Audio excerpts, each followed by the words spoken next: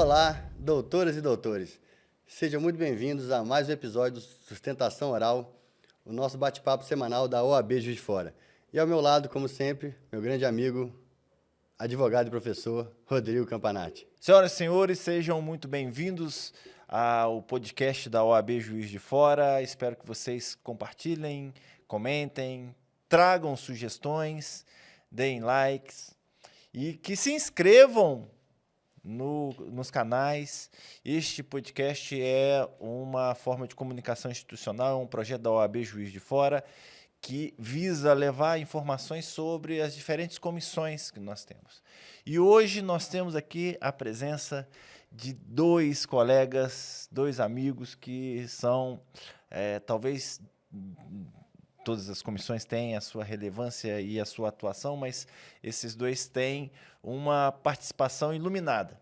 Então, eu gostaria aqui de, primeiro, agradecer a presença e dizer que eu tenho muito orgulho de hoje dividir essa mesa e esse trabalho com vocês, tendo em vista um assunto que é extremamente importante.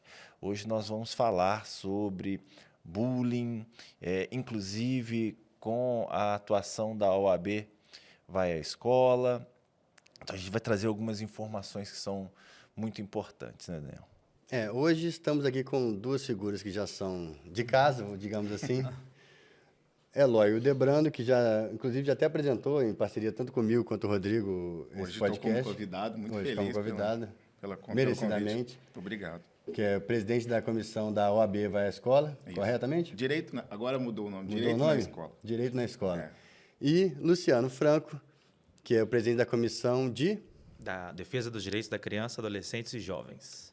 É um pouquinho grande, mas muito serviço. O tamanho é proporcional à importância da comissão. Exatamente, obrigado. Então, assim, a gente sempre começa que a gente gostaria de conhecer o profissional por trás do presidente da comissão. Claro. Por mais que vocês já tenham vindo no podcast, eu gostaria de começar vocês falando um pouco de vocês e como vocês chegaram onde vocês estão. Primeiro, Eloy, fala um pouquinho.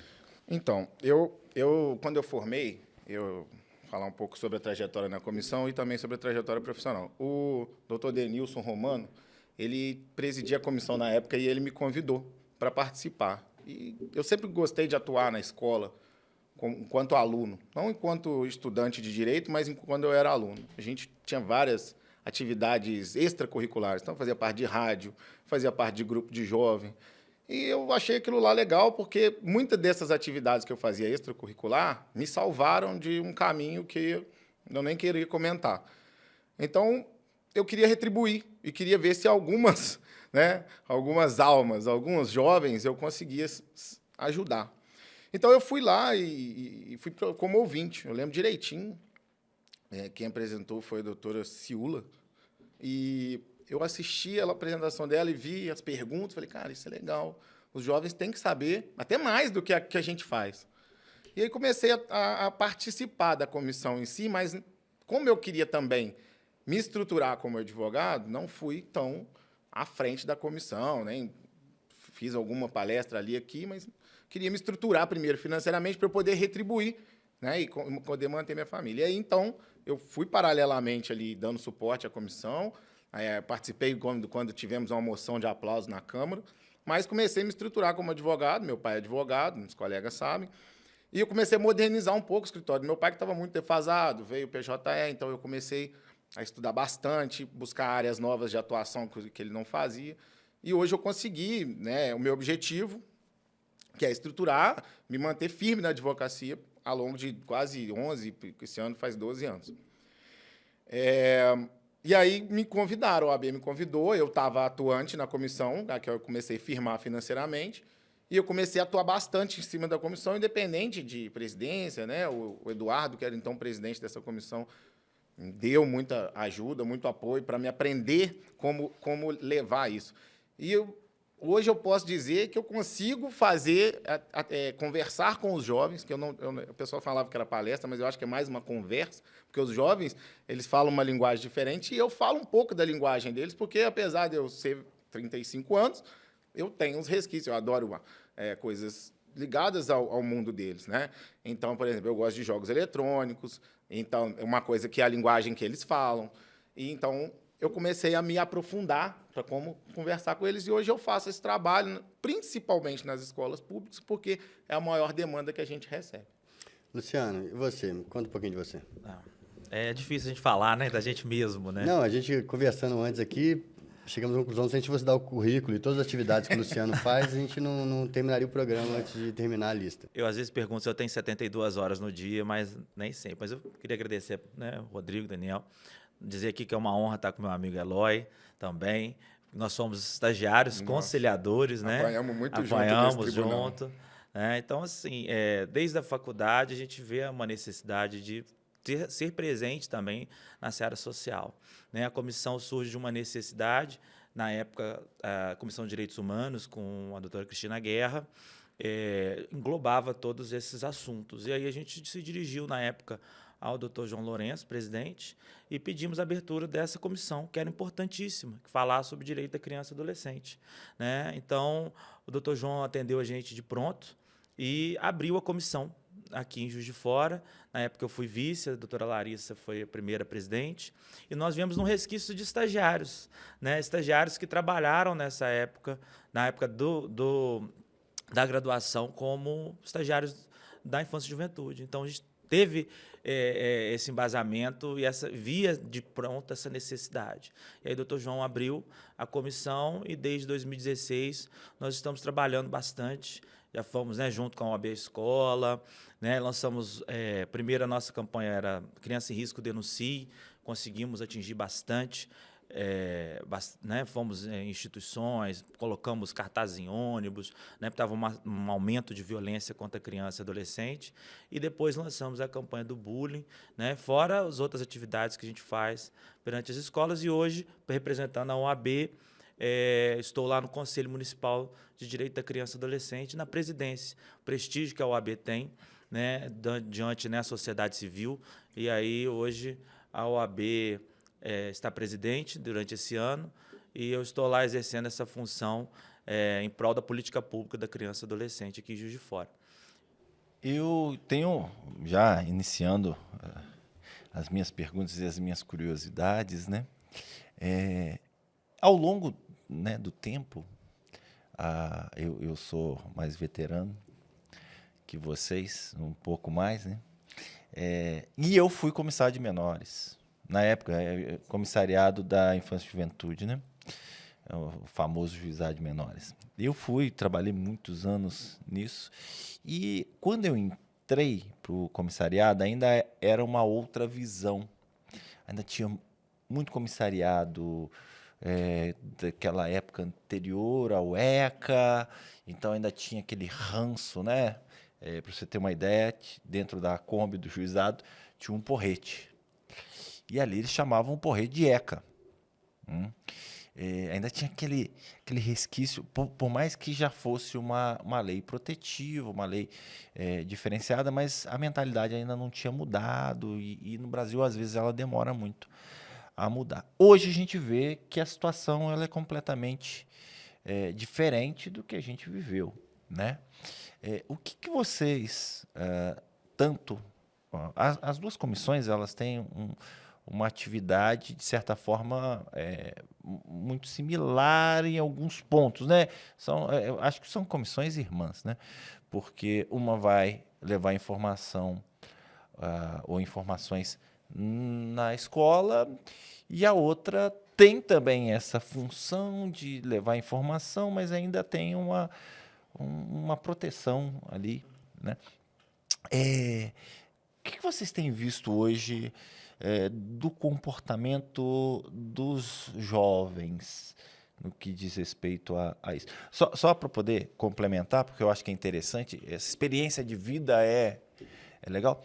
Antigamente a gente ainda tinha uma contravenção penal que no Estatuto da Criança e do Adolescente você não utiliza o nome de contravenção penal, ato infracional, mas existia uma contravenção penal que era prática de mendicância. É isso mesmo, né? Você viver, né, na rua pedindo e tal, era uma contravenção penal. Só que o adulto ninguém dava muita importância, mas o adolescente só o adolescente que comete ato infracional. O adolescente, ele era obrigado ali, o comissariado era obrigado a pegar aquele adolescente que estava em situação de vulnerabilidade e no ato infracional, e aí você entregava para a mãe, assinava e depois tinha todo um procedimento que ia para o juiz analisar e tal. Era um mundo diferente. Hoje, o que vocês têm visto efetivamente do comportamento dos jovens e da parte pública mesmo de assistência e de proteção desses jovens? Você começou a falar, né, de um resquício que nós temos ainda, né, que é a fase que a gente estuda no direito da criança e adolescente, que era a fase tutelar, né, uma fase meio que higienista, né? Então, você no Código de Menores, né, de 76, depois alterado, você tem uma ideia de que a gente tem que tirar essas crianças da rua e encarcerar elas de qualquer forma, né? Então, seja criança num abrigo, um adolescente no sistema, né, no sistema socioeducativo, e era a chamada fase tutelar. A Constituição de 88, no artigo 227, vai trazer uma nova visão, que é a construção de o que a gente vai chamar da fase garantista. Então, eu vou olhar para a criança como um sujeito vulnerável, criança e adolescente, que eu preciso a ele garantir direitos. Então, ele não é mais um objeto, ele é um sujeito de direitos. E isso faz uma transformação de paradigma no Brasil com o ECA, né? Faz uma transformação jurídica e social, né? Embora muitos critiquem o ECA por falta de punição, né? Mas a gente sabe que o adolescente infrator ele pode ser aplicado uma medida, né? Uma medida socioeducativa a partir dos 12 anos de idade, que é o adolescente. E ela vai desde uma advertência à internação no socioeducativo. Então, assim, ela é rigorosa nesse ponto. E, no outro ponto, ela é rigorosa com o poder público para que ele tome políticas públicas para que evite que esse adolescente esteja em conflito com a lei, né? Porque nós não podemos ver como sociedade, uma sociedade sadia, que nós temos adolescentes em conflito com a lei, né? Há algo errado nesta sociedade, das quais nós como Estado solidário, estamos falhando, né? Então, você vê hoje grandes desafios que ainda tem o ECA nas implementações das políticas públicas,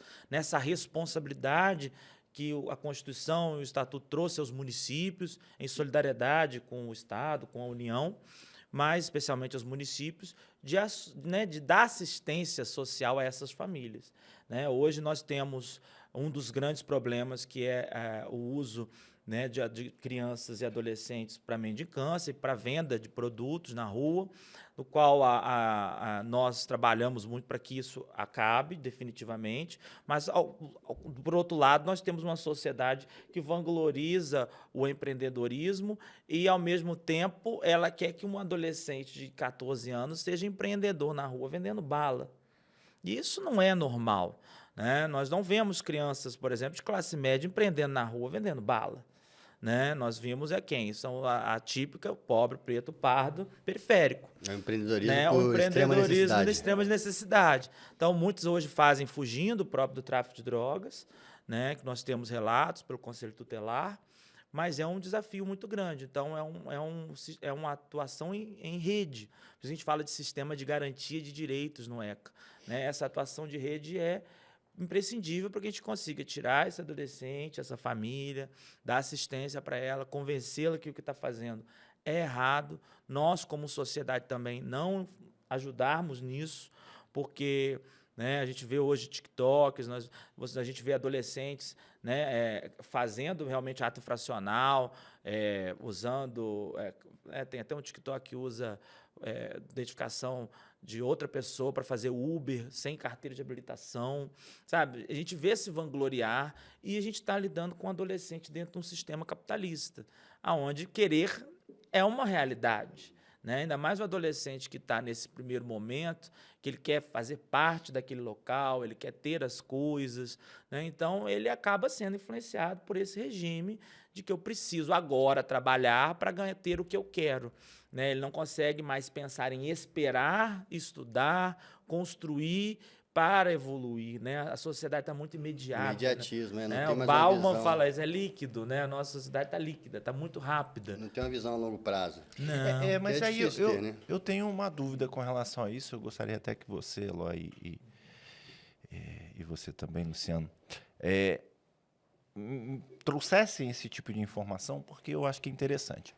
A gente sabe que o trabalho do menor, a partir dos 16 anos, ele é permitido por lei, né? A norma garante isso. E o menor de 16, salvo na condição de menor aprendiz. Eu entendo do risco e do falso argumento, da falácia do empreendedorismo como garantia de um futuro melhor, né? E sobretudo naqueles que falam que você não precisa estudar, que você tem que empreender. Isso é uma mentira. Na verdade, o conhecimento é a única coisa que você não peca pelo excesso, né? Se você beber muita água, você morre afogado. Se você comer muita comida, você morre entalado. Agora, conhecimento você pode sugar ao máximo, que você nunca vai ter prejuízo com relação a isso. Em resumo, eu queria saber de vocês se ensinar o jovem que ele tem que trabalhar como uma forma de visão de futuro, de aprender fazer uma previsão, inclusive pensar a longo prazo, pensar e não simplesmente, olha, é proibido. Claro que eu não concordo e eu acho que em situação de vulnerabilidade, esse tipo de trabalho, de vender bala no sinal, isso não está mostrando para ele ser empreendedor. Muito pelo contrário, está colocando ele numa situação de risco. Mas algumas outras coisas, eu acho que esse tipo de ensinamento tinha que estar no ensino regular, tinha que estar dentro da escola com uma educação assistida. O que vocês pensam sobre isso, sobre esse tema específico do empreendedorismo para o jovem? Então, ensinar com responsabilidade, né, aprender com responsabilidade o empreendedorismo, eu não vejo com maus olhos. Eu vejo até que é uma forma de... Todo trabalho é trabalho. Agora, ele estando numa situação de risco e investir no seu tempo, o tempo que ele devia estar estudando, que ele devia estar no lazer, nesses empreendedorismos de vulnerabilidade, igual você falou, logicamente que não é o objetivo. Eu acho que esse é o nome, empreendedorismo de vulnerabilidade. Esse não é o objetivo. A questão é que os professores já dão uma gama de matérias e eles não estão preparados para ensinar isso, até porque eles são professores, às vezes muitos não empreendem. Eu sou empreendedor na minha área. Eu consigo explicar para um jovem como que é empreender? Consigo. Mas será que, dependendo da faixa etária, ele vai entender? Então, nós temos que saber qual faixa etária a gente vai priorizar, né? Porque eu tive dando palestra, no termo prático, eu tive dando palestra para uma turma de 11 anos. E a pergunta do jovem de 11 anos veio assim: eu estava trabalhando, levando açaí? Ele começou assim. E aí ele viu uma situação Y. Ele já estava trabalhando, ele tem 11 anos. Mas ele não estava empreendendo, ele estava trabalhando para alguém, porque ele leva açaí. Então, ele não sabe o que é empreender, ele não sabe qual que é a vantagem de empreender. Eu acho que isso que é uma coisa que tem que ser embrionária, igual você falou. Nesse caso, é exploração. É diferente. Né? Eu até acho que isso aí é até vulnerabilidade extrema, total, né? Mas ele estava numa situação de vulnerabilidade. Aí eu já comecei minha frase falando para ele assim: você nem devia estar trabalhando. A resposta era outra coisa. Ele perguntou uma coisa sobre agressão física na mulher. Estudar. Mas ele já começou a falar: para começar, você nem devia estar trabalhando. Você devia estar estudando, você devia estar brincando, né? Desenvolvendo outras habilidades. Então, essa questão do empreendedorismo, eu gosto. É bonita, mas tem que ter um currículo, né, Luciano? O Luciano vai saber explicar para a gente a questão do currículo. Como? Porque, né, enquanto o Conselho Municipal, né, presidente do Conselho, também lida com o Conselho de Educação e sabe que essa questão do currículo é importante. Como que vamos colocar isso? Como que nós vamos colocar isso dentro do currículo sem que tome um viés dele, qualquer coisa que ele achar, ele vai, vou empreender. Fala empreendedorismo. Esse é o ponto. Então, mas esse desafio da educação vai, eu acho, um pouco além. Por exemplo, a gente já conversou aqui em outros programas sobre colocar direitos básicos como matéria fundamental nas escolas, o próprio empreendedorismo, ou até educação financeira. Algumas escolas, uma ou outra, às vezes, tem um projeto piloto nesse sentido, mas assim, ainda não está na grade. E, na prática, assim, é um consenso geral que a gente aprende muita coisa durante até você ir formar no ensino médio, que são teoricamente inúteis, vamos botar assim. Você aprende... Eu vou falar uma revolta pessoal, que é você aprender da nomenclatura a cadeias de carbono, por exemplo, na química. É uma coisa assim, Cálculo estequiométrico. Pô, é uma coisa que para quem não vai ser químico é assim, é totalmente inútil. Você perde um tempão aprendendo isso. Para você fazer uma prova, que às vezes você nem na prova você vai saber e nunca vai esquecer completamente. Por exemplo, eu fiz questão de esquecer completamente isso. Mas, assim, às vezes, a gente, não sei, assim, a matemática em si, a história, o português, tudo isso aí é indiscutível. Às vezes, eu acho que teria até que aumentar a carga horária dessas matérias. Mas existem coisas ali que você poderia ter uma noção só básica e focar, às vezes, um horário de uma coisa que seria mais prática na vida da pessoa, que ela poderia aplicar até na própria adolescência ou na própria infância. Ensinar para os pais que não tiveram essa educação. Então, assim, usar o horário e talvez até tornar a própria escola de uma forma mais atrativa. Nesse sentido, você que trabalha nas escolas, principalmente nas escolas públicas, como é que você vê assim, a parte de atratividade do próprio ensino? Como eles veem o ensino, se eles acham que é uma coisa monótona, chata, se tem uma reclamação específica, se eles acham, às vezes, mais interessante uma palestra que você dá sobre direito do que a própria aula que eles teriam sobre uma matéria que eles considerariam inúteis. Sim. Como é que você vê essa receptividade dos alunos? Eu vejo que eles ficam felizes quando tem esse tipo de atividade extra, fora de sala, porque eu acho, sim, que eles acham que essas matérias são inúteis para ele. Como eu vou te mentir, não vou mentir que quando eu era jovem também achava que alguma maioria ou algumas seriam inúteis. Algumas Linus Pauling é inútil. Mas, enfim... Então, assim, essas atividades extracurriculares, eu vejo... O ano passado, a nossa comissão, através do antigo presidente, né, que me preteriu, o doutor Eduardo, ao longo de um ano inteiro, ficou fixo numa escola, de 15 em 15 dias, e fazia com 2 turmas de 8º ano, se não me engano, 9º ano, 2 créditos de aula de noções cívicas, direitos constitucionais, direitos fundamentais, direitos sociais, introdução ao direito básico, mas sim, tudo com exemplos práticos, sem aquela doutrina nossa e tal, mas bem pontual mesmo, quando acontece tal coisa, esse direito que ele aplica, inclusive eles são sabedores de forma bem genérica que eles são detentores de direitos. O Luciano falou que, né, Constituição, garantista e tal, eles têm consciência que eles têm direitos, só não têm noção da extensão. E nem a aplicação prática da coisa. Uma coisa que eu acho absurdo seria não ter aulas de direito consumidor nem de direito trabalhista.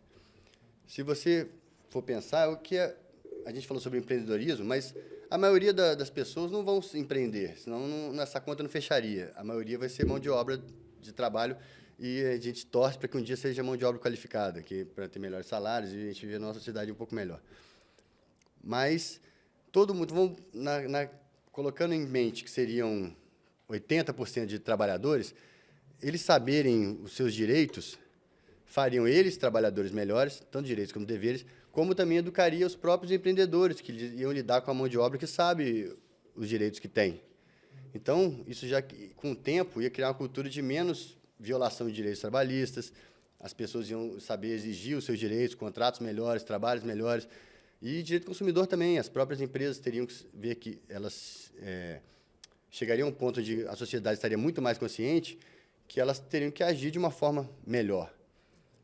E vocês que trabalham nessa área, lidam com os profissionais do ensino público, lidam com pessoas ligadas ao governo, vocês acham que essas matérias ou essa adequação do próprio ensino é um sonho impossível, ou vocês acham que existe um caminho e quão longe esse caminho está? Nós tivemos um repensar do ensino médio que não saiu muito bem, né, recentemente. Uma dificuldade de implementação desse novo ensino médio, porque nós temos sempre uma ideia de que a educação é para o trabalho, né? A construção do próprio direito social à educação é um direito social para o trabalho. Você abre a Constituição, está lá, né? Ensinar para o trabalho, né? A gente vai para a faculdade para aprender uma profissão, um ofício. Então, assim, nós temos muito essa ideia de que a gente vai chegar na escola, a gente tem que aprender para trabalhar, né? Isso é importante também. Mas aí, como eu digo, né, igual o Aló falou, e a gente evitar essa adultização das crianças, porque elas percam esse tempo para que elas se transformem em mini adultos. Isso é um problema sério, né? Querer que uma criança de 11, 12, 13 né, com trabalho, com responsabilidades que não compete uma criança dessa. Então, assim, é defender a infância. Em primeiro lugar, eu acho que esse é um pensamento que, pelo menos, eu tenho e parcela... Eu concordo. Quando eu falei sobre ensinar sim. eu falei assim... Lógico, né? Eu tô, né, ensino nesse sentido, já para o ensino médio. Aí no ensino médio começa 15, 16, 17, né? Então você já consegue implementar essas, como dizer assim, matérias mais objetivas, né? Que possam levar o aluno a seguir uma profissão, ao mesmo tempo também ter um conhecimento de abstratização, né?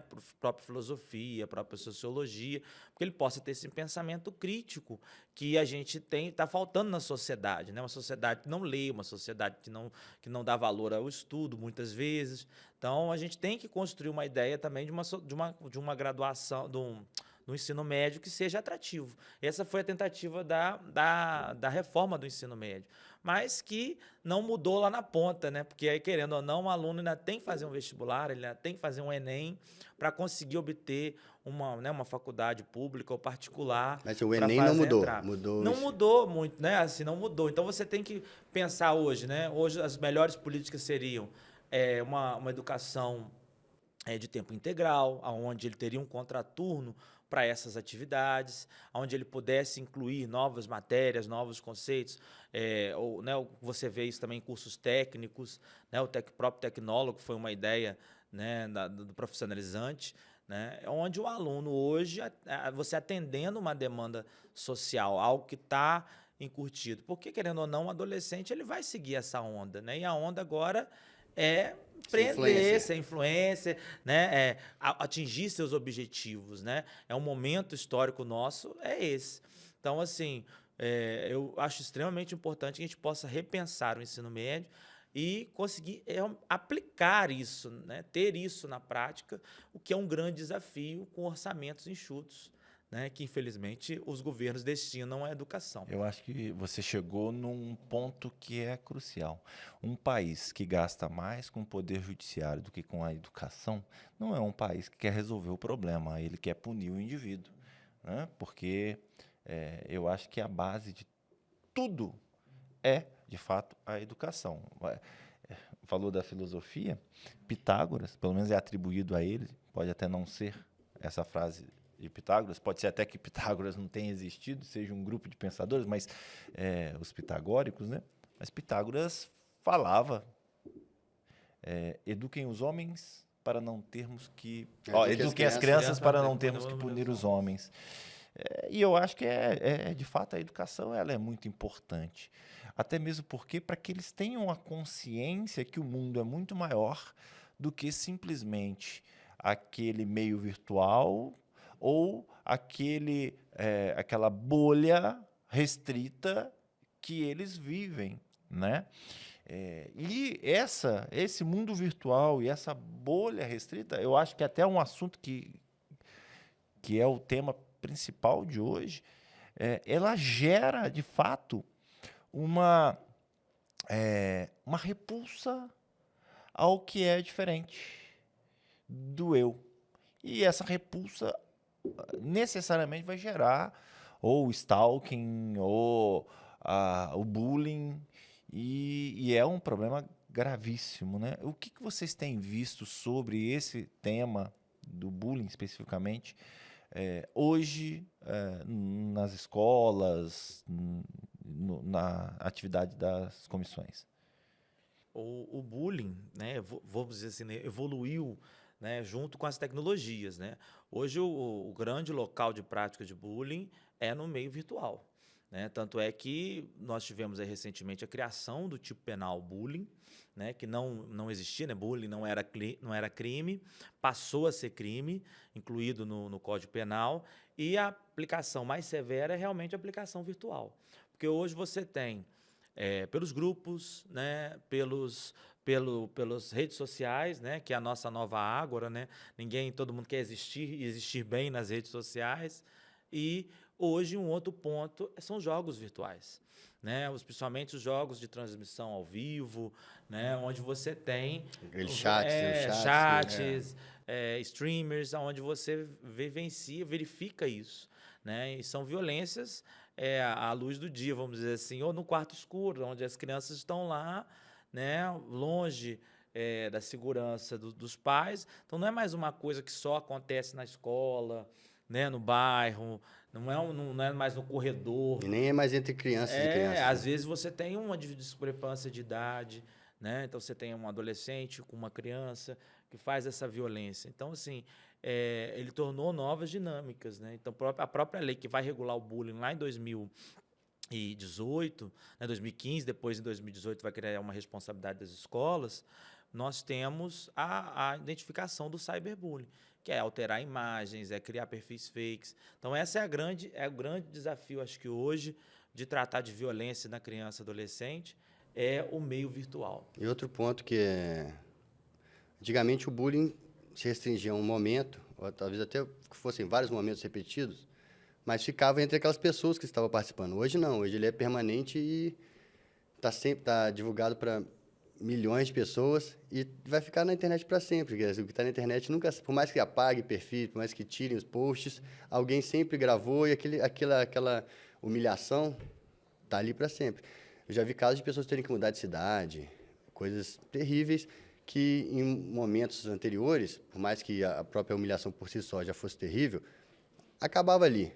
Agora não, agora ela ecoa, e permanece. Porque o bullying é essa violência, a gente chama de violência sistemática, né? Uma violência repetitiva, constante, sem um motivo aparente, apenas para causar dor e sofrimento. Pode ser físico ou psicológico, né? A gente diz o bullying moral, né? Vai do isolamento, a piadas, e ele vai usar de várias, né, artimanhas. E aí a gente chama do bulinador, né? O valentão, né? Porque bully vem do inglês o valentão.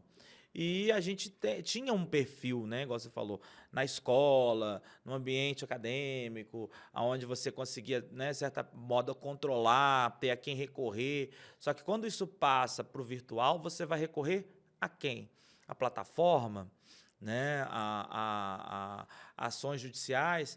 Por isso que nós tivemos agora recentemente a criação do ECA virtual, né, que vem dessa manifestação, dessa necessidade de se ter uma regulamentação da rede para proteger essas crianças e adolescentes. E o objetivo, assim, nesse caso, quem seria responsabilizado num bullying virtual? Vou dar um exemplo, uma situação hipotética. Uma violência, uma humilhação que aconteça numa festa de aniversário, por exemplo, de crianças de 12 anos de idade. Virtualmente?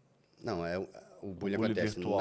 na festa. Você falou do bullying virtual. Não, virtual. Na festa, as pessoas filmam a humilhação e postam nas redes.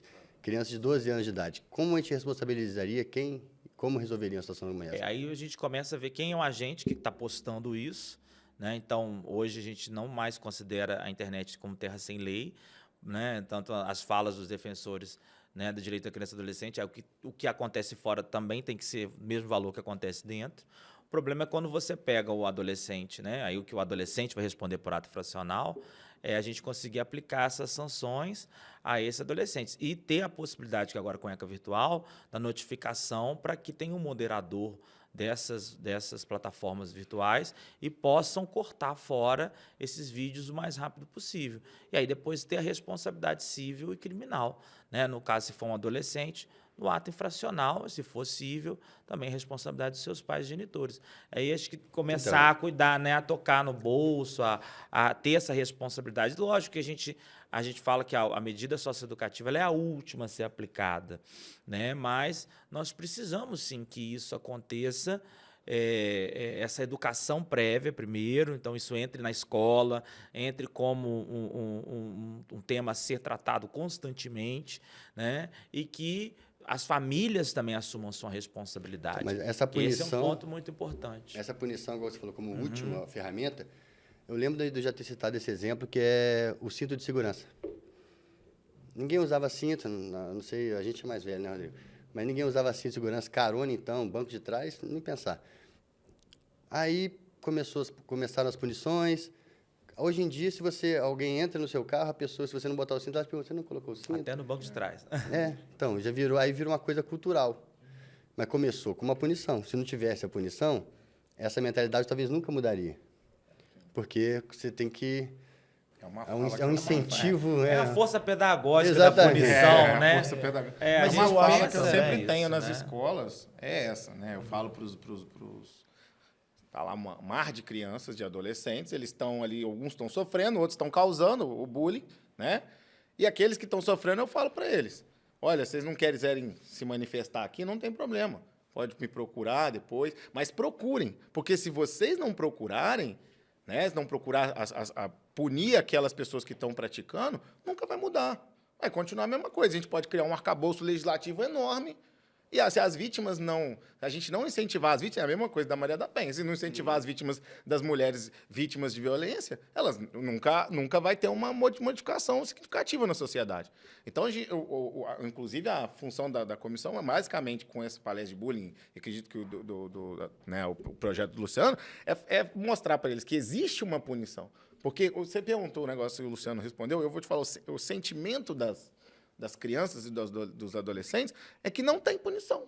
É que aquilo ali pode continuar perpetuando, e que aquilo vai ficar por isso mesmo. Uma adolescente chegou para mim e perguntou, me fizeram uma injúria racial com ela, e agora tem uma modalidade nova que eu não sabia, que eu descobri conversando com os jovens, que eles criam uma página da escola, assim, não institucional. Todos seguem, abre uma caixa de pergunta e fala o que quiser lá. E a pessoa, o moderador daquela página, que é um aluno, vai postando. Então ele xinga ele, xinga o Zé. E xingaram uma menina a ponto dela pedir para sair, porque ela teve uma situação sexual, enfim. Então, o cyberbullying está passando, né, está chegando nessa questão da dor interna, a ponto dela querer sair e de pessoas cometendo suicídio, se cortando, porque não consegue mais conviver ali. E na cidade nossa, que não é relativamente grande, ela muda de escola, mas a rede social persegue ela. Ela pode mudar de cidade, que a rede social, se quiser, persegue ela. Então, a consequência, o ponto central é que as crianças não sabem, os adolescentes não sabem que isso tem punição. A punição dos pais. Eu disse uma vez lá, eu falei assim, imagina, você está cometendo bullying, cyberbullying, agressão física, né, machuca um colega, dá um soco, e além de responder por um ato infracional, o seu pai ainda recebe uma ação de indenização por dano moral, ou se essa pessoa vem a sofrer uma sequela, né, um dano estético, um dano físico. Aí você vai chegar num ponto de que o pai vai ser obrigado a fazer algo que ele tinha que ter feito antes. Sim. Que é educar e cuidar do que o seu filho está fazendo. Só que, assim, não faz, só tem um jeito de fazer, né? Pela dor. Infelizmente. Infelizmente. É uma situação que a gente tem visto muito que está acontecendo, né? E aí a gente, como sociedade civil, e lá também no conselho, trabalhando para que tenha um sistema de garantia em que a criança ou o adolescente possa denunciar para romper esse ciclo de violência dentro das escolas, para que isso não continue, né? Então, a gente precisa capacitar também os nossos servidores, os nossos professores, seja da rede privada, seja da rede pública, para que tenha essa sensibilidade e para que tenha dentro da escola pessoas capacitadas para romper essa violência sistemática. Porque, querendo ou não, mesmo que seja na internet, que seja um perfil fake, as relações acontecem dentro do ambiente escolar. Né? Então, tipo elas vêm interna, né? Exatamente, ela veio desse ambiente escolar, não é da rua, não é de outro local, né? Então a escola acaba tendo que ter essa responsabilidade. E nessa responsabilização que a gente está falando e da participação dos pais, vocês já fizeram algum projeto ou alguma palestra focada na educação dos pais? Assim, como eles devem agir, tanto para o filho que sofre como para o filho que pratica? Se vocês fizeram, se tem adesão dos pais, se a maioria não está nem aí, se é uma coisa que você... Por mais eu queria até complementar isso, porque eu acho que é importante esse tema, Daniel. E aqui mesmo, hoje, agora a gente pratica sem perceber que está praticando. A saudade do que já se foi, do tempo que passou. É sempre assim. A gente sempre imagina, tal como nossos pais, avós, que a nossa época era diferente. O mundo mudou, o mundo é dinâmico, o mundo é líquido hoje, né? O mundo líquido é aquele mundo que você já não pisa mais em solo firme. Hoje tudo é maleável, tudo é relativo e existe essa situação. E, infelizmente, a gente sabe que essa modernidade e esse avanço e esse excesso de informações e tudo mais que está atrelado a essa tecnologia faz com que, e outras coisas também, política pública, né? A política pública é muito influente nisso, faz com que os pais não saibam mais educar os próprios filhos, né? É aquele pensamento assim, o professor que tem que educar, mas se o professor fizer alguma coisa, eu vou defender mesmo que meu filho esteja errado. Passar para a sociedade, se não é o policial que vai fazer, mas se o policial faz alguma coisa, o erro nunca está em mim. Então, esse é um problema. A gente não sabe educar. E eu te falo isso porque eu tenho uma menina que é autista, uma menina de 11 anos de idade.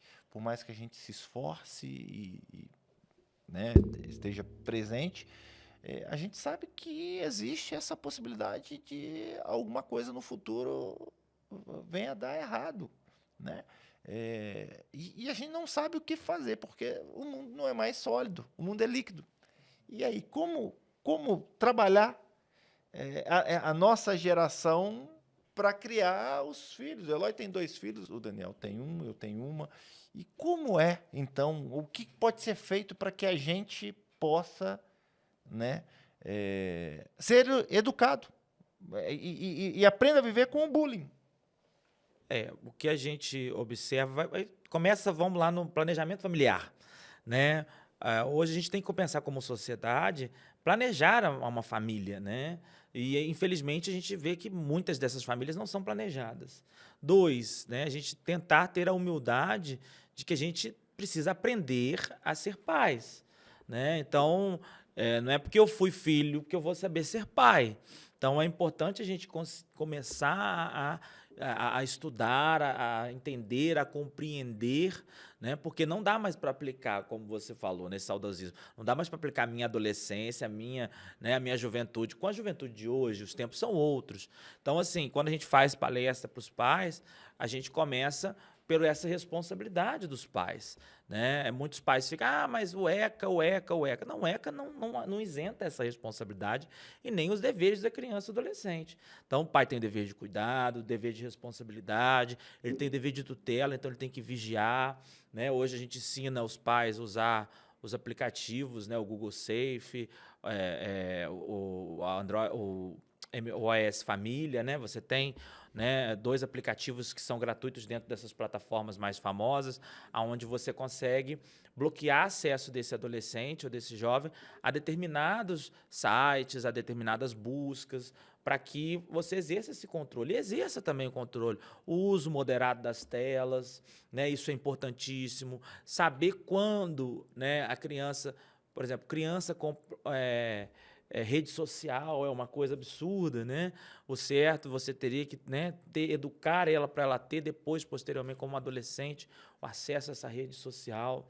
Então, assim, hoje a rede social vai sofrer limitações, ela já sofreu limitações em alguns países, né, colocando aí, por exemplo, 16 anos para que ela, né, possa ter uma rede social, que lá vai acabar, né, pode acontecer outras violências, e dentro dos jogos, né? Infelizmente, hoje, nós temos aí bulinadores, estupradores, pessoas com má intenção, que nem são crianças, muitas das vezes não são nem adolescentes, são adultos mesmo, que se passam por jovens dentro de jogos virtuais, né? Especialmente esses jogos virtuais dinâmicos, né? Que é o que eles jogam. Mas o problema desses jogos é que não fica registrado o que acontece ali durante a partida. Exatamente. Não fica, cara, jogou, acabou, é só uma conversa. Assim, não sei como é que é no mundo real, mas assim, você vê até em filmes que tanto traficantes como bandidos utilizam essas formas como meio de comunicação porque não fica registrado. Não fica registrado. Só durante a partida. Aí, durante o chat da partida, as pessoas dizem as maiores atrocidades, acabou a partida, aquilo ali é totalmente excluído e deletado.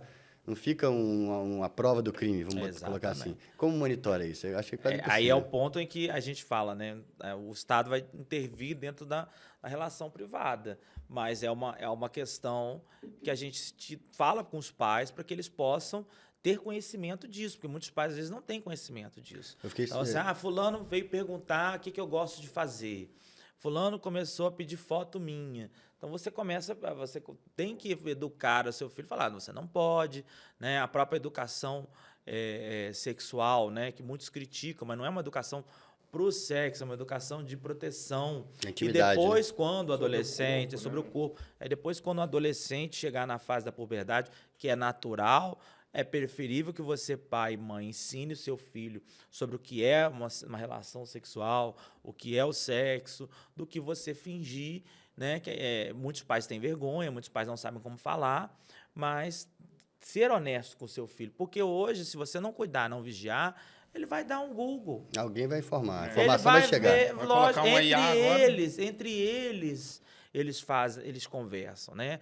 Então, assim, um vai saber a informação, vai passar para o outro. Então, é preferível que seu filho, sua filha, saiba disso por você, né? E a IA, né? Você falou da IA. A IA é agora um grande problema, né? Porque voz, foto, né? E isso acaba gerando uma repercussão também. Então, assim, acho que para os pais, a gente sempre dá a dica de que é preciso estar presente. Estar presente. Então, assim, não é porque...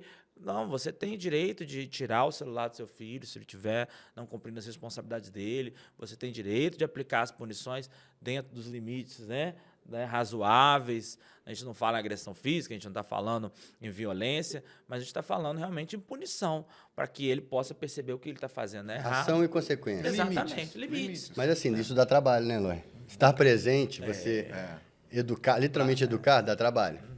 Então é muito mais fácil você largar o seu filho com o tablet lá e deixa para lá, do que você ficar fiscalizando o que você está vendo. Aí você vai lá e dá uma olhada no que ele viu, explicar para ele, falar, isso não pode, isso pode. Às vezes até, assim, eu vou dizer pro meu filho, ele vê mais Minecraft do que tudo. Aí sempre que tá vendo no YouTube de Minecraft, a maioria são adultos. Aí ele fala, papai, posso ver isso aqui? Aí eu paro com ele lá, vejo uns 2 vídeos do influenciador, tal, vejo que é bobinho. Beleza, pode ver. Aí ele vê alguns canais de ciência. Aí eu falo, pô, pode ver. A grande... Só te cortar, porque senão eu acho que essa parte aqui é importante, às vezes pode passar despercebido. A grande sacada desses jogos, Minecraft, Roblox, principalmente Roblox. Então, eu ia falar do Roblox, que teve denúncias específicas que nesses bate-papos... O que acontece? Às vezes um adulto mal intencionado, com condições monetárias, consegue influenciar uma criança com questões... Antigamente era o cara o tiozinho da bala. Da bala, né? Hoje é o tiozinho da skin. Skin é um negócio que é extremamente caro. E eu tô ligado dentro das redes sociais, né? Tô ligado dentro dos jogos eletrônicos, eu sei. Uma skin pode chegar... Vou falar uma básica aqui, R$20 mil. E todos os adolescentes querem ter aquela especial. Então, o adulto que é mal intencionado, ele sabe como ele compra. Né? Porque o mundo do consumo, né? Do querer ter... para o jovem funciona dentro da rede social. E aí que está o risco. Quando ele está no Roblox, quando ele está no Minecraft, quando ele está no Counter-Strike, quando ele está num PUBG, ele está ali querendo ter algo para mostrar, olha o que eu tenho aqui pro meu outro amigo. Então, mas aí tudo volta na educação e na participação. Assim, uma coisa que eu deixo claro para meu filho desde sempre é que não existe almoço grátis. Sempre alguém está pagando. E outra coisa, assim... A gente não pode ter tudo que a gente quer. Sim. Tudo tem às vezes, você pode escolher, você quer isso? Então tá, você pode escolher isso ou isso. Para ele entender que as coisas têm valor, porque ele ainda não tem, meu filho tem 8 anos, ele não tem noção ainda de valor das coisas. E que, eu quero isso, papai, eu quero isso. Eu falo, não, filho, assim. Às vezes realmente eu não posso dar, mas às vezes mesmo quando eu posso, eu explico para ele, você tem que escolher, você tem que... Às vezes, ele ganha um dinheirinho dele lá, você quer? Paga o seu dinheirinho que você ganhou. Aí ele não quer, instantaneamente, pra você ver a cabeça dele. Ele tem um dinheirinho lá, você quer comprar esse mod aí? Você tem um dinheiro lá, compra com o seu dinheiro. Ele, não, papai, não preciso do mod, não. Vou guardar meu dinheiro. Eu falei, tá vendo? Então, esse é o pensamento. Porque minha filha virou pra mim de 5 anos e falou assim, pai... Eu quero um iPhone 17 Pro Max. Eu também já tem 5 anos. Falei, que isso? Nem papai consegue comprar. Eu também tô querendo. Pra você ver, complementar como é que tá. Pra você ver como o consumo tá uma criança de 5 anos, né? Aí, tanto é que a gente recentemente, só pegando esse gancho, junto com a OAB e com vários atores, aprovamos o Plano Municipal da Primeira Infância, né? E a OAB ficou responsável pela parte do consumo. E a gente tem muito preocupado com isso, né? Com essas informações que chegam às crianças e adolescentes, com propagandas. Por exemplo, foi proibido na TV, não, foi proibido na TV. Antigamente, assim, programas infantis que tinha de manhã, na verdade, era só uma venda de brinquedos. E hoje, assim, os próprios desenhos da nossa época eram brinquedos que viraram desenhos. E aí a nossa preocupação ela está assistindo Minecraft no YouTube. E aí, de repente, vai passar uma propaganda de quê? No iPhone 17 Pro Max, que ela vai ver para todo mundo, e ela está suscetível a essa influência. E esse é um problema que a gente visualiza, né? E os pais vão ter que ter uma forma de controlar, né, essa situação, ou, né, um acesso que seja para a criança. Por isso que tem, né, o Kids, tem o Criança, para evitar que ele realmente seja influenciado. E aí é uma questão que a gente tem que pensar como sociedade para evitar a influência, seja do brinquedo, da propaganda do brinquedo, seja da propaganda do iPhone 17 Pro Max. Isso vai para todas as classes. Sim, para todas. Aí entra naquele ponto de da criança querer algo e começar a trabalhar com 11 anos porque ela quer aquilo que ela viu num vídeo que ela tá ela tá vendo um vídeo de videogame ou um vídeo de desenho e ela foi assim instigada a ter um objeto qualquer e ela vê como única alternativa ela largar os estudos para começar a trabalhar com 11 anos de idade para conseguir consumir aquilo que ela não, assim, em teoria talvez nem precise. Sim. Todos nós, acho que já passamos por uma oportunidade de querer vender alguma coisa, trabalhar em algum lugar para conseguir comprar. É natural, só que a gente precisa ser instruído porque é importante, mas o mais importante naquele momento além de você ser criança, é você estudar, né? Você cumprir essa etapa, né? Não atravessar as etapas. Sim, concordo. Com relação às comissões, hoje quais são os cronogramas, como tem sido a atuação tanto das duas comissões, né? A minha comissão ela trabalha sob demanda, então as demandas vão surgindo. Eu não estou buscando demanda porque se eu for buscar, eu acho que eu não tenho tempo. Então vai surgindo, a gente vai trabalhando. Mas um professor que às vezes assistiu minha palestra numa escola leva para outra escola que ele dá aula e leva para outra, isso é cíclico. Né? Então, eu já tive uma semana 6 pedidos de palestra, e aí eu vou jogando. Então, semanalmente ou quinzenalmente tem palestra em escola, esse semestre voltado para bullying. Se a necessidade continuar, vai continuar para bullying até o dia que for necessário a minha comissão levar isso, né? Porque o Luciano faz a palestra lá, o projeto dele, e é complemento. Na verdade, é convergente, né? Enquanto eu não estou em todos os lugares, a nossa comissão não está em todos os lugares.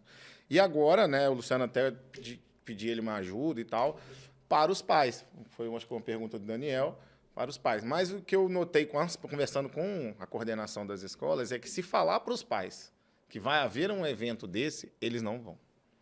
Então, o que se faz? Se faz uma reunião de pais e mestres, né, pais e professores, antigamente pais e mestres. Armadilha. E eu estou lá. A mesma coisa se aplica aos professores. Dia 8 eu vou estar com os professores. Os professores não sabem que eu vou estar lá. Né? Eu pedi ajuda do Luciano, o Luciano vai me dar umas dicas, para conversar com os professores sobre garantias, né? E deveres e direitos deles, como na condição de garantes, inclusive. E eles não sabem que eu vou estar lá durante 30 minutos para falar sobre isso. Porque, se for... Eles chegam. A diretora falou: se tiver um negócio desse, uma situação dessa que anunciar, eles chegam atrasados. Que aí já acabou, aí já é outra coisa. Então a comissão hoje está atuando nessas 3 vertentes e também tivemos um convite do Tiradentes para fazer uma amostra de profissões e a comissão Direito na Escola para falar sobre a profissão do advogado, que a gente ficou muito lisonjeado também e eu acredito que na próxima. Dia 8 de outubro, tem que olhar direitinho a data. Mas esses são os cronogramas até o final do ano. Outras atividades da comissão que nós temos, projetos em andamento, são a cartilha, não, a história em quadrinho, falando sobre bullying. Eu estou trabalhando nisso, estou pedindo 4, 5 pessoas da comissão que estão trabalhando nisso para lançar no ano que vem uma história em quadrinho para acompanhar a nossa comissão. E a gente pediu verba para o AB já disponibilizou, né?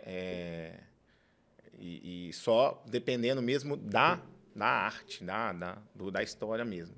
Eu só acho que Colégio Carmo, é o Colégio Tiradentes Não, também? é o Carmo também, né? Que a gente vai junto, dia inclusive. 10, me parece. Mas eu tenho um dia 8, bom, não foi me fugir na memória, que é também de Amostra de Profissões no Colégio Tiradentes. Então, Entendeu? Bem, lá na comissão nós estamos, né, trabalhando ainda com a campanha do Todos contra o Bullying, que é uma campanha que vem desde 2018. Nós temos algumas faculdades parceiras, a Suprema, nós estamos sempre lá, não só para crianças, mas também para jovens, né?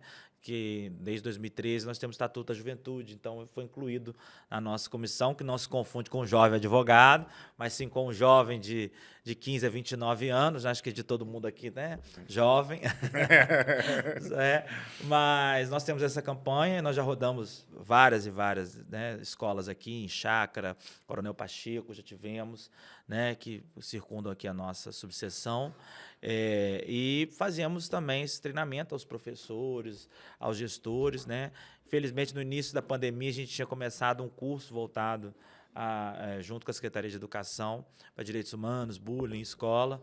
Infelizmente, a pandemia cortou, né? A gente trabalha junto com o governo municipal, né, dentro de política pública, tanto é que assumimos agora esse ano o CMDCA. E, por ser um trabalho, né, todos nós na comissão somos voluntários, a gente fez uma parceria com a Universo, e dentro da Universo também estamos fazendo Todos contra o Bullying, que é chamar os alunos, né, que estão sendo treinados para que eles possam nos ajudar aí as escolas, fazerem essas palestras junto aí com a comissão, né, a nossa cartilha que nós estamos revendo, para poder levar isso para, né, com mais efetividade, poder atender realmente um número maior de escolas no município. Além disso, estamos preparando aí uma surpresa aí para outubro, mês da criança, quem sabe, né, dando certo, a gente depois divulga nas redes sociais da OAB, né, trazendo aí uma atenção especial para os nossos meninos e meninas que fazem parte, né, do nosso dia a dia, mas que são filhos, né, filhos e filhas de advogados. A gente vai ver se a gente consegue seguir aí, mas não vou adiantar muito não, né, para a gente não estragar a surpresa. Rodrigo, estamos chegando ao final desse bate-papo maravilhoso. Antes de passar a palavra para os convidados e vocês darem o seu encerramento, passar suas redes sociais e qualquer tipo de contato que alguém possa ter interesse em entrar com as comissões, queria que você desse suas palavras finais, Rodrigo. Bom, eu queria, obviamente, agradecer a presença, dizer que essas duas comissões são muito atuantes, são muito importantes para a OAB Juiz de Fora, para a sociedade, para os advogados. Eu acho que essa informação, levar esse tipo de conhecimento para o público em geral é algo que previne uma série de problemas futuros. Então, esse trabalho voluntário de todos os membros das comissões é algo que tem que ser reconhecido, não só por nós mesmos, da classe, como para a sociedade e pelo próprio poder público. Tinha que reconhecer que é um trabalho público, um trabalho social, que é extremamente importante. Então, eu queria agradecer a cada uma das comissões, nas pessoas, né, dos convidados aqui estão, dizer que eu tenho muito orgulho e que eu espero que esse papo não termina aqui, né? Obviamente que a gente teria muito mais coisa para poder trazer, analisar e discutir, muitos exemplos que a gente poderia... Olha, esse vivenciou isso, aquele vivenciou aquilo, só que o tempo, infelizmente, ele vai, né? O tempo é impiedoso. De todos os deuses gregos, o tempo é o que devora, inclusive os próprios filhos, né? Mas eu queria, aproveitando, porque os gregos têm mais de um tempo, né? Tem o tempo Cronos, que é o cronológico, e tem o Kairos, que é a oportunidade. Então, nesse Deus oportunidade, eu tenho aqui a oportunidade de viver esse momento com os dois. Então, eu queria agradecer imensamente essa participação. Eu queria também agradecer ao Daniel. Esse é o segundo episódio dessa nova etapa do Sustentação Oral, que é, de fato, um projeto estável, sustentável, espero que seja duradouro da OAB Juiz de Fora, porque ele leva esse tipo de informação institucional, uma comunicação efetiva da OAB com a sociedade. Então, eu queria agradecer mesmo a participação e, inclusive, a direção da OAB, que possibilita que, né, a gente possa colocar em prática esse projeto, que é da Comissão de Marketing e Empreendedorismo da OAB Juiz de Fora. Luciano, suas declarações finais e suas redes sociais, como é que entra em contato com você, com a comissão? Eu, primeiramente, queria agradecer, né, pelo convite, uma honra estar aqui pela segunda vez, agradecer, parabenizar por esse projeto de vocês, que é um projeto sólido mesmo, é um projeto de informação, é um projeto de valorização da advocacia local, então sustentação oral há de muitos anos para eles, né, para vocês, para que isso continue. Queria, né, agradecer o Eloy, que é um amigo já de longa data, antes ainda de termos a OAB, né, Eloy? Verdade. E quem quiser me procurar nas redes sociais, professor Luciano Franco, .dv, né? Estou lá tirando dúvidas, auxiliando também os colegas advogados, né? Que não só a função social, mas a comissão também é um auxílio aos nossos colegas advogados, em acompanhamentos, né? Em dúvidas. A gente não sabe tudo, a gente sempre tem que procurar um pouco mais de conhecimento, então, na dúvida, nós também, como comissão, estamos para auxiliar no que for possível, né, os colegas advogados. Então, nos procure, né, aqueles que tenham também algum interesse de convidar, né, mandar um e-mail lá nas comissões, procurar o AB, que a gente entra em contato, né, estaremos prontos para auxiliar a sociedade também. Muito obrigado. Eu queria agradecer o convite dos meus colegas, é a terceira vez que eu estou aqui, não como convidado, essa é a primeira vez. Eu acho que convidado tem um gostinho mais gostoso, tá? Agradecer a diretoria da OAB Juiz de Fora, que me oportunizou, né, presidir essa comissão e confiou em mim esse trabalho, que é tão hercúleo, e eu gosto muito. Por mais que seja exaustivo, a gente faz por prazer. E eu queria convidar os colegas advogados que queiram participar das comissões, não só da minha comissão, né, que eu presido, não da minha, mas da comissão que eu presido, mas de todas as outras comissões, para a gente se aproximar. Se quiser e tiver interesse, né, o meu Instagram é eloyh.adv, pode mandar um direct lá, que eu direciono o e-mail das comissões para pedir solicitar, ou eu mesmo solicito, a gente faz o que for necessário e só alegria e felicidade de estar aqui presente. E para você que nos assiste, muito obrigado. Siga nossas redes sociais no Instagram, no YouTube, acompanhem o trabalho das comissões, se inscrevam nas comissões da OAB Juiz de Fora, que estão diversos temas para você, advogado que está começando, você que já é experiente, participe. Você vai conhecer pessoas incríveis, vai fazer um network muito produtivo e vai aprender, acima de tudo, porque ninguém, como disse o Luciano, ninguém sabe tudo. No mais, até o próximo episódio. Um abraço.